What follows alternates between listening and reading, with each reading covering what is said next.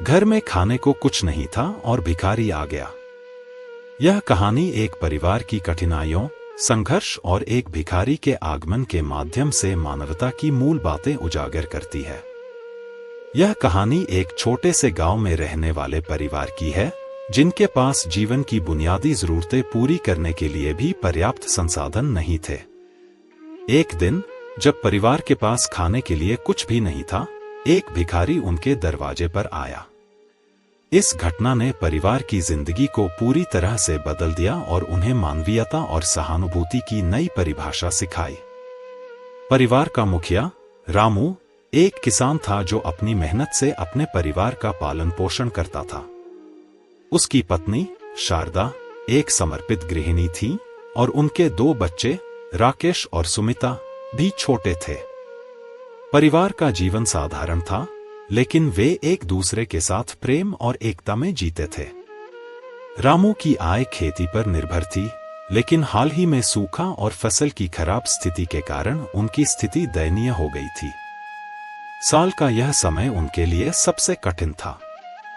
फसल की बर्बादी के कारण परिवार के पास खाने के लिए कुछ भी नहीं बचा था। रामू ने सभी संभावनाओं को जांचा, लेकिन किसी भी काम में सफलता नहीं मिली। उसके पास बचत का कोई स्रोत नहीं था और उसके लिए यह समय बहुत ही कठिन था।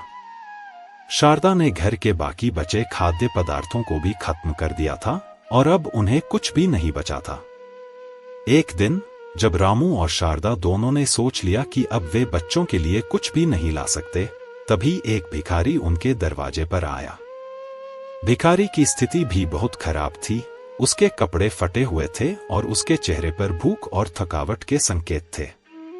भिखारी ने दरवाजे पर आकर धीरे से हाथ फैलाया और खाने के लिए कुछ मांगा।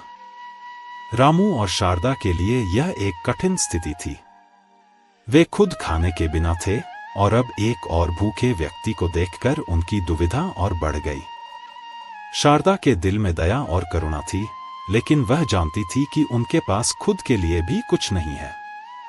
रामू ने भी सोचा कि क्या वे सचमुच उस भिखारी की मदद कर सकते हैं। रामू और शारदा ने मिलकर निर्णय लिया कि वे भिखारी की मदद करेंगे, चाहे उन्हें खुद को कितनी भी कठिनाइयों का सामना क्यों न करना पड़े। शारदा ने अपने पास मौजूद कुछ अनाज निकाले और भिखारी को देने का फैसला किया। यह अनाज बहुत ही कम था, लेकिन वे जानना चाहते थे कि कुछ मदद करना ही सही है। भिखारी ने जब देखा कि उसे कुछ खाने को मिला, तो उसकी आंखों में आंसू आ गए। उसने धन्यवाद कहा और भोजन को बड़े सम्मान के साथ लिया। उसने कहा कि वह बहुत दिनों से भूखा था और इस समय उसे जो भी मिला वह उसके लिए अमूल्य था। भिखारी ने रामू और शारदा को आशीर्वाद दिया और वहां से चला गया। भिखारी के जाने के बाद रामू और शारदा ने महसूस किया कि उन्होंने सही निर्णय लिया था। हालांकि उनके पास खुद के लिए भी कुछ नहीं था, लेकिन उन्होंने किसी और की मदद करके अपने दिल को संतोष और शांति दी।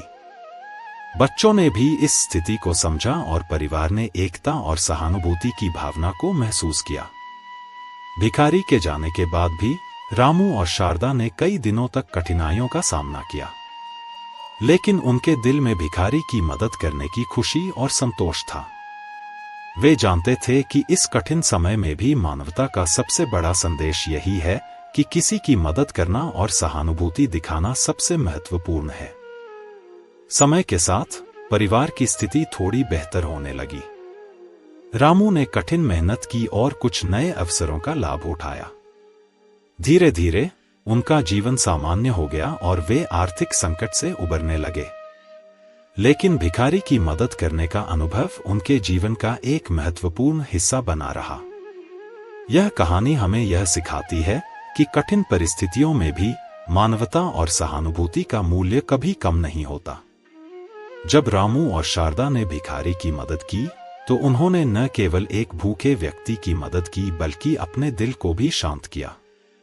इस कहानी से यह स्पष्ट होता है कि सबसे कठिन समय में भी हमारे द्वारा की गई छोटी छोटी अच्छाइयां हमारे जीवन को बेहतर बना सकती हैं और हमें एक दूसरे के प्रति दया और करुणा सिखा सकती हैं।